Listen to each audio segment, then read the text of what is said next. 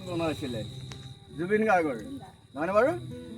আৰু গোটেই বিশ্বত জুবিন গাৰ্গে বিশ্বত নাম কৰিলে, যিহেতু সকলো জাতিৰ ধৰ্ম যিমানেই জাতি আছে সমস্তৰ ধৰ্মৰ গোটেইখিনি গানবিলাক তেওঁ বেলেগ বেলেগ ভাষাটো তেওঁ মানে প্ৰতিষ্ঠা কৰিব পাৰিলে। গতিকে তেনেকুৱা এজন মহান ব্যক্তি আমাৰ মাজত নাই।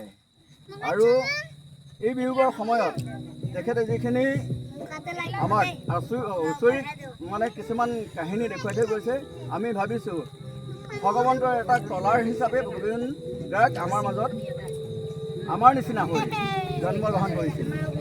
সেইকাৰণে আমি এই মহান ব্যক্তিজনৰ বিয়োগ বুলি আমি ধৰা নাই, কিন্তু তেওঁ দেহ ত্যাগ কৰিছে।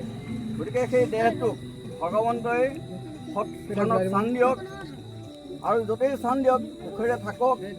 আমাৰ ভগৱন্তৰ চৰণত আৰু এই প্ৰাৰ্থনা, যিহেতু আমাৰ এই গোবিন গাৰ্গৰ নিচিনা আমাৰ মাজত ভগৱন্তই আকৌ এজন গোবিন গাৰ্গ আমাক প্ৰতিষ্ঠা কৰি দিয়ক। তাৰে কামনাৰে আমি সকলোৱে ভগৱন্তৰ চৰণত আমি এগছে ধূপ আৰু আমাৰ গুৰুগৃহত বন্তি প্ৰজ্বলন হৈ আছে। ভগৱন্তৰ চৰণত আমি আকৌ সেৱা জনাইছোঁ আৰু সকলোৱে সেই ভাৱ লৈ সেই আত্মাটি সদগতি কামনাৰ অৰ্থে সকলোৱে ভগৱন্তক চিন্তা কৰি আমাৰ প্ৰতিমূৰ্তিৰ আগত সকলোৱে যাতে প্ৰজ্বলন আৰু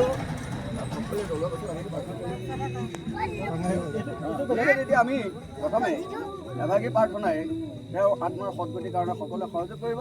এভাগী আমি প্ৰাৰ্থনা ভগৱন্তৰ চৰণত